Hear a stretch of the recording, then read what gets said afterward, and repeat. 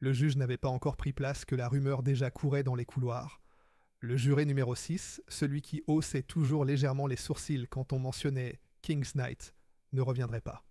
Quelques minutes plus tard, la confirmation tombe. Écarté pour manque de candeur. Dans la salle d'audience étouffante du tribunal fédéral de Manhattan, ce simple mot, candeur, sonne comme un coup de tonnerre.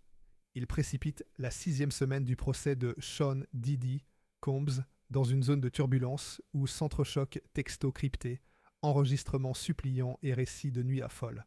L'empire Bad Boy chancelle, la défense hurle au remplacement racial, la galerie retient son souffle. Alors, que s'est-il vraiment passé en ce 24e jour? Pendant les 15 prochaines minutes, on rembobine minute par minute les détonations qui ont claqué. L'éviction du juré, la parade de l'assistante juridique Ananya Sankar, ses tableaux fantômes bourrés de messages codés et ces extraits audio où la voix rauque de Diddy implore qu'on ne laisse aucune trace. Installez-vous, parce que l'histoire qui suit mêle Gatorade tiède, 15 serviettes de bain et des valises de cash glissées au pied d'une suite du Four Seasons. Et si vous pensez déjà avoir tout entendu, attendez de découvrir la petite phrase, 4 emojis qui rient, qui a mis le feu à la salle. Mais d'abord, retour au premier choc de la matinée, quand le juge Arun Subramanian, visiblement exaspéré, a brisé la défense d'un revers de marteau et redessiné l'équilibre fragile d'un jury déjà sous tension. Le réveil a été brutal pour l'équipe de la défense. Leur lettre dominicale plaidant la réintégration du juré numéro 6 au motif qu'il représentait la diversité a fait long feu. Le magistrat, document interne en main, estime que l'homme a peut-être arrangé ses réponses lors de la sélection. Autrement dit, il aurait joué un rôle pour se faire accepter. Un péché capital dans une affaire où chaque nuance peut condamner un homme à la perpétuité. Dans un échange glacé, M. Donaldson crie à la substitution raciale, citant un arrêt de la cour d'appel du 2e circuit. Subramanian réplique qu'il est hors de question de laisser la couleur de peau décider du sort d'un juré. Le coup est net, le juré alternant, un comptable de 57 ans, prend place pendant que le greffier ramasse la chaise vide. Ni le public, ni les caméras ne peuvent ignorer ce symbole. Diddy, rappeur noir jugé dans un tribunal majoritairement blanc, vient de perdre un visage familier. L'effet domino ne tarde pas. Dans les bancs réservés aux journalistes, on s'interroge. Le nouveau venu, réputé méticuleux, sera-t-il plus sensible au flot de reçus bancaires et de graphiques techniques que le parquet s'apprête à déployer? La défense, elle, redoute qu'un profil comptable donne du poids aux patterns financiers que l'accusation martèle depuis l'ouverture. Paiement d'hôtel, vol charter, transfert en cash cloisonné par une nébuleuse d'assistants. Ironie du sort, c'est précisément une assistante qui va faire basculer l'audience dans un déluge de preuves électroniques. Mais avant de lever les écrans de contrôle, le juge décoche un dernier avertissement. Le tribunal ne rendra pas de décision sur la base de la race, point final. Silencieux, Diddy se masse les tempes. Le jury, réduit puis rééquilibré, respire. Et déjà les procureurs avancent leur première pièce de la journée. Si l'éviction d'un seul homme peut fissurer une défense, imaginez l'impact d'une voix féminine venue attester de centaines de messages secrets. Lorsqu'Ananya Sankar prête serment, elle ne brandit ni badge ni plaque. Juste 2 classeurs immenses et un sourire mesuré. Parajuriste pour le bureau du procureur, sa mission s'annonce chirurgicale. Certifier l'authenticité de tableaux de synthèse, compilant plusieurs centaines de pages de SMS, d'appels et de photos. Mon boulot, c'est la vérification, explique-t-elle avec l'assurance d'une auditrice chevronnée. Et soudain, le parquet projette le premier graphique. En en-tête, le nom de Christina Coram, ex-chef de cabinet de Diddy, et la ligne d'un certain Brendan Paul, surnommé par la presse le mulet, tant il semble transporter tout ce que le patron exige. Premier élément qui fait frissonner la salle, une série de textos datés du 30 janvier 2023. Ryan Lopez, autre assistant, croit reconnaître un escort cowboy dans le lobby d'un hôtel chic. Réponse de Coram, 4 emojis morts de rire, suivi d'un clin d'œil. Combien de temps va-t-il rester éveillé? Le jury rit jaune. La défense se tord sur sa chaise. Sankar confirme l'échange, mot pour mot. Puis vient la bande audio. On entend une femme.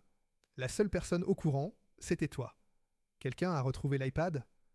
Une voix B répond ouais. Sur le banc des jurés, un visage se fige. C'est la première fois qu'on entend, en stéréo, les coulisses techniques d'une King's Night. Sankar valide. L'enregistrement provient du téléphone Brendan Paul, récupéré lors du raid de mars 2024. Les planches s'enchaînent.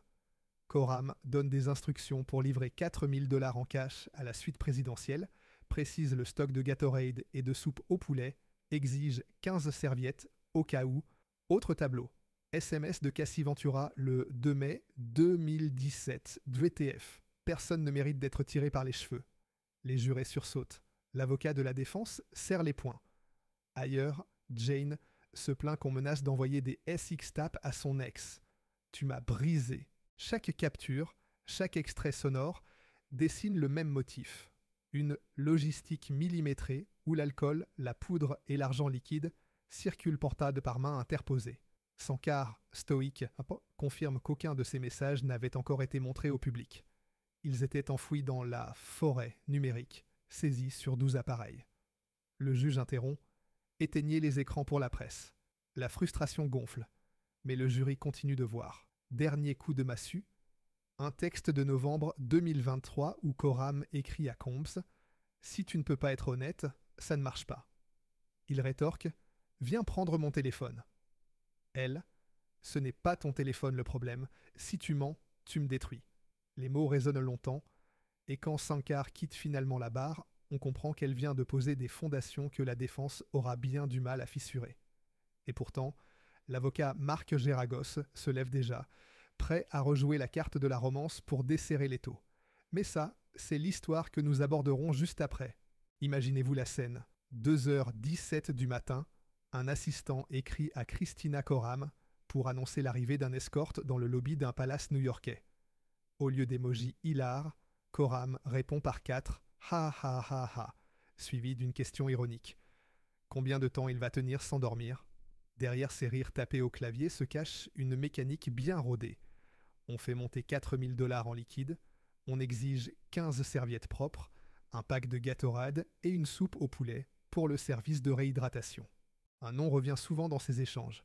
Guido, rien de pittoresque, c'est le pseudo d'un fournisseur discret, moitié homme clé, moitié couteau suisse. Dans un message vocal, Didi murmure « À propos de Guido, occupe-toi de ça, s'il te plaît ». Coram répond « C'est réglé ». Aux yeux des jurés, la hiérarchie paraît claire. Didi commande, Coram exécute. Brendan Paul, le fameux assistant devenu indique, transporte. Les captures d'écran défilent. Voici un exemple de message. Cassie Ventura, 2 mai 2017. Quoi? Personne ne mérite d'être traîné par les cheveux. Jane, 19 novembre 2023. Il menace d'envoyer les vidéos intimes à mon ex. Tu m'as brisé. Coram, même nuit. N'oublie pas ta kryptonite, les endroits où tu fais les pires choix. Tout pointe vers un protocole King's Night. Retrait d'argent comptant, navette silencieuse, substance jamais nommée, invité trié sur le volet, et dès qu'un témoin flanche, un rappel brutal de qui tient la barre. Voilà pourquoi chaque haha de Coram vaut de l'or pour le procureur. Il prouve la banalisation du schéma. On rigole, on paie, on efface. Pourtant, la défense prépare son virage émotionnel. Marc Geragos veut montrer un Didi capable de rose et de respect, pas seulement de cash et de menaces. Si cela semble improbable, attendez d'entendre le contre-interrogatoire qui suit. Un bouquet de pétales peut-il laver l'odeur des billets humides? C'est le pari de la défense, et la suite risque de vous surprendre. Marc Geragos s'avance, sourire en coin. Madame Sankar, vous souvenez-vous de la Saint-Valentin 2022? Il projette un fil de texto où Jane jubile. Photo d'une suite tapissée de pétales, ballons en cœur, gâteau double chocolat. Le message clignote. Hâte de le surprendre. Sankar confirme. Le jury s'agite. Brutalité un jour, rendez-vous galant le lendemain. Geragos continue. 7 février 2024, Didi écrit à Mia, son ex-assistante. « Je veux juste 10 minutes pour raviver ma mémoire. Tu étais ma main droite. » Puis, silence. Aucun rappel, aucun harcèlement. Preuve, dit l'avocat, qu'il respecte un non. Sankar acquiesce. Pas d'autres appels dans les registres. Autre extrait, février 2023, Coram Press, Jane, il faut finaliser. Tout ce qu'elle obtient, ma réponse est non. Geragos souligne, pas d'insistance, pas de menace. L'idée sème le doute. Si Didi était l'ogre décrit, pourquoi ces moments de stop respectés? Dernière cartouche, Coram et Nat Moore, le 21 novembre 2023. Nat minimise un article. On parle juste d'une rupture. La défense peint un artiste cœur brisé, pas un prédateur systémique. Stratégie claire, montrer des éclats d'affection pour fissurer la narration d'un despote permanent. Mais les faits restent fragiles. Les jurés se souviennent encore de la menace de sextape. Et la prochaine témoin, une analyste financière, va replacer chaque pétale de rose au milieu d'un tapis de relevé American Express. Car derrière chaque message mignon, un vol charter à 35 000 $ relie Miami à New York. Et c'est là que les chiffres parlent plus fort que les emojis. Place aux colonnes de chiffres. Delissa Penland, agente spéciale au pédigree d'auditrice, déroule une chronologie implacable, vol privé, suite présidentielle, retraite bancaire. Premier exemple, un aller simple, Los Angeles vers JFK pour Cassie Ventura, réglé par la carte Centurion de Sean Combs et débité sur un compte Signature Bank.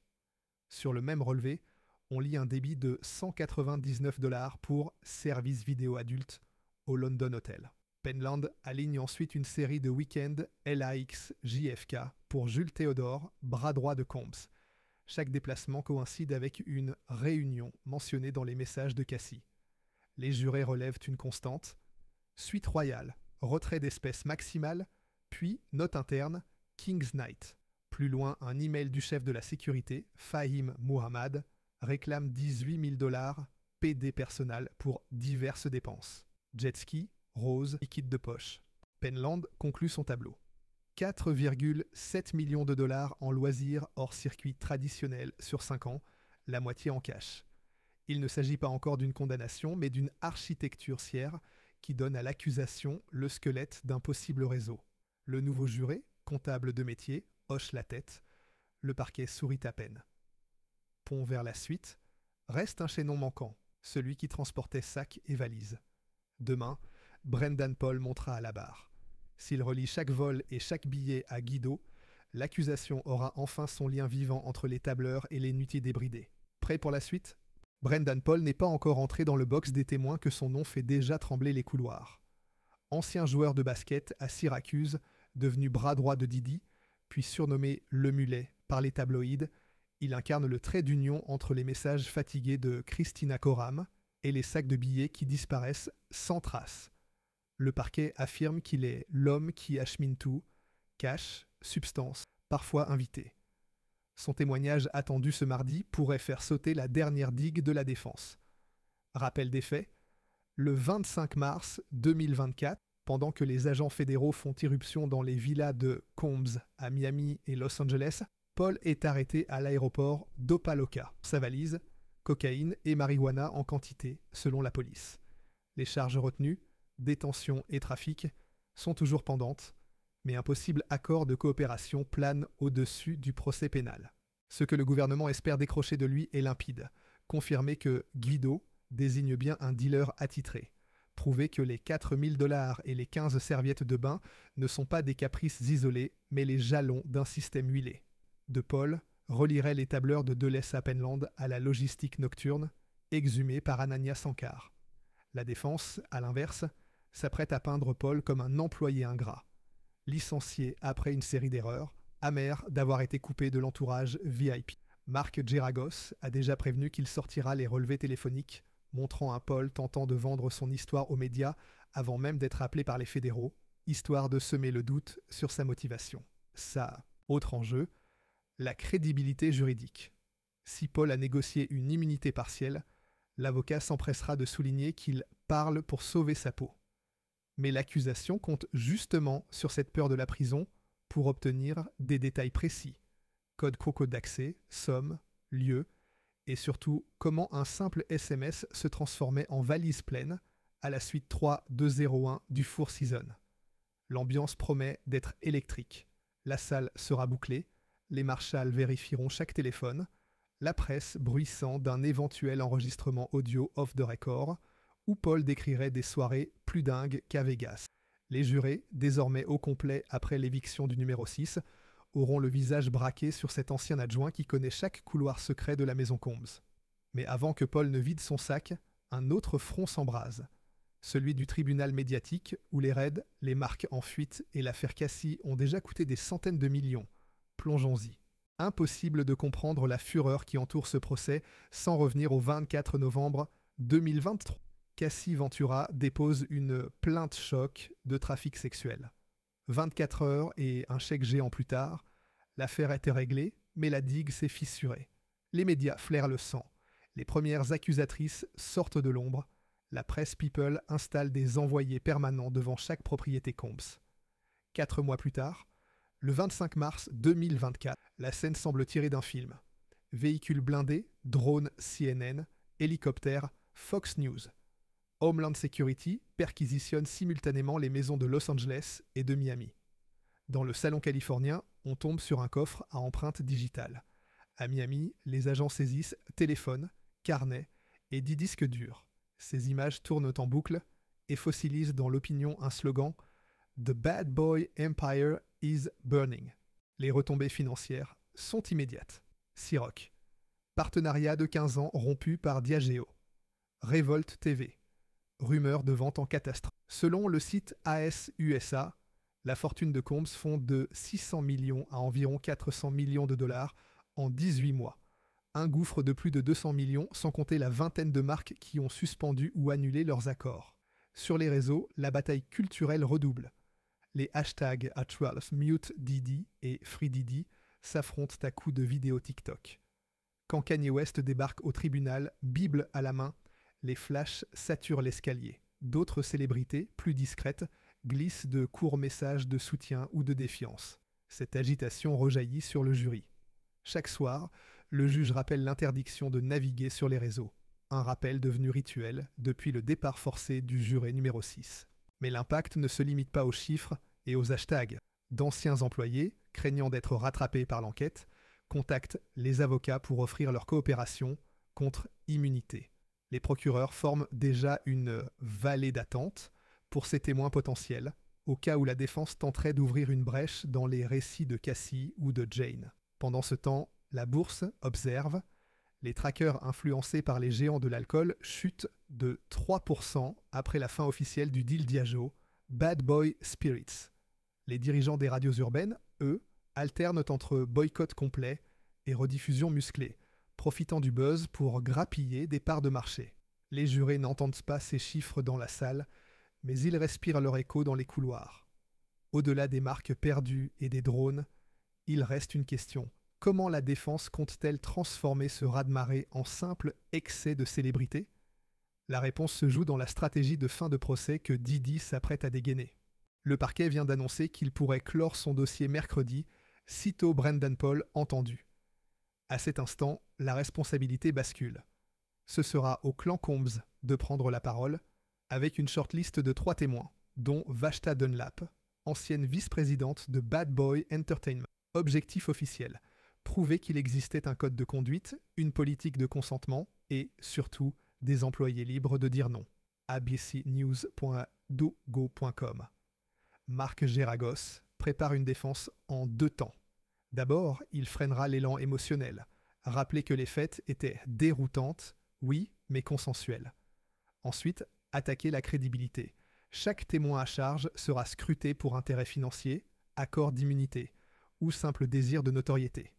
Dans l'ombre, l'équipe compile déjà des vidéos behind the scenes, montrant Cassie riant entre 2 concerts, Mia négociant son salaire, ou Coram vantant les meilleures années de sa vie. Reste la dynamique du jury.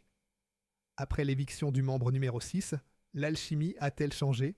Les experts en psychologie juridique savent qu'un juré remplaçant fraîchement installé peut parfois jouer le rôle de catalyseur. Moins lié aux impressions des premières semaines, il analyse les preuves avec œil comptable, justement le profil du nouveau venu. Pour la défense, cela peut être une bénédiction, un chiffre peut parler plus fort qu'une larme. Mais un autre front guette. Vendredi, le juge a signalé de nouvelles préoccupations concernant un 2e juré. S'il devait interroger ce membre en privé, la défense crierait sûrement au biais systématique. Chaque minute passée sur ces questions annexes dilue le choc des textos et affaiblit la dramaturgie du gouvernement. Dans les tribunes, le public se transforme en baromètre. Chaque tête qui se penche à gauche lorsque la défense marque un point, chaque soupir collectif quand un nouvel audio de Didi résonne. La moindre oscillation alimente déjà les émissions de débat. Les marques qui n'ont pas encore rompu le contrat retiennent leur communiqué, prêtes à dégainer dès qu'un indice laisse présager le verdict. Enfin, le facteur temps. Plus le procès s'étire, plus la mémoire du jury peut se brouiller. La défense veut ralentir, égrener des questions techniques, solliciter des expertises. Le gouvernement, lui, veut frapper vite et refermer la boîte. À ce stade, chaque jour supplémentaire est un champ de bataille invisible où l'ennemi n'est plus l'autre partie, mais l'usure de la concentration. Alors, qui tirera avantage de ce jeu d'endurance? Un Brendan Paul repentant peut-il sceller le destin de son ex-patron, ou la défense réussira-t-elle à transformer un empire en simple success story mal comprise? La suite, c'est la conclusion, et elle risque de tout renverser. En 24 jours d'audience, le procès US The Sean Diddy Combs s'est transformé en kaléidoscope de révélations. Un juré écarté pour manque de franchise, des tableaux bourrés de textos où l'argent circule plus vite que la lumière, des enregistrements où la voix du magnate supplie qu'on ne laisse aucune trace, et des relevés financiers qui dessinent un labyrinthe de vols privés, de suites présidentielles et de billets anonymes. À présent, toutes les caméras convergent vers Brendan Paul. S'il confirme que Guido n'est pas une légende urbaine mais bien la plaque tournante d'une logistique toxique, il pourrait offrir au parquet la pièce manquante, le lien organique entre l'ordre donné au téléphone et la valise de cash livrée dans le couloir. A l'inverse, si la défense parvient à montrer un employé revanchard, toute la belle mécanique accusatrice pourrait se gripper. Mais au-delà de ce face-à-face, un autre duel silencieux se joue. Résistance contre fatigue. Plus le procès s'étire, plus les détails s'empilent, plus la mémoire des jurés risque de vaciller entre les pétales de rose de la Saint-Valentin 2022 et la menace de sextape de novembre 2023. Reste à savoir quel souvenir pèsera le plus le jour du délibéré. Le rire de Christina Coram à 2h du matin ou l'appel désespéré de Didi réclamant 10 minutes pour raviver sa mémoire. Alors, dites-vous que le verdict se dessine peut-être déjà, non pas quand le juge frappe du marteau, mais chaque fois qu'un juré hoche imperceptiblement la tête, que le nouveau comptable recompte mentalement les millions, ou qu'un soupir traverse les bancs à l'écoute d'un nouvel audio. Croyez-vous que la déposition de Brendan Paul fera basculer l'affaire? Le départ du juré numéro 6 a-t-il rééquilibré ou déséquilibré le panel?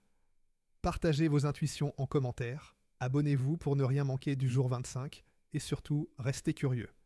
L'histoire de l'Empire Bad Boy n'a peut-être pas livré son dernier acte.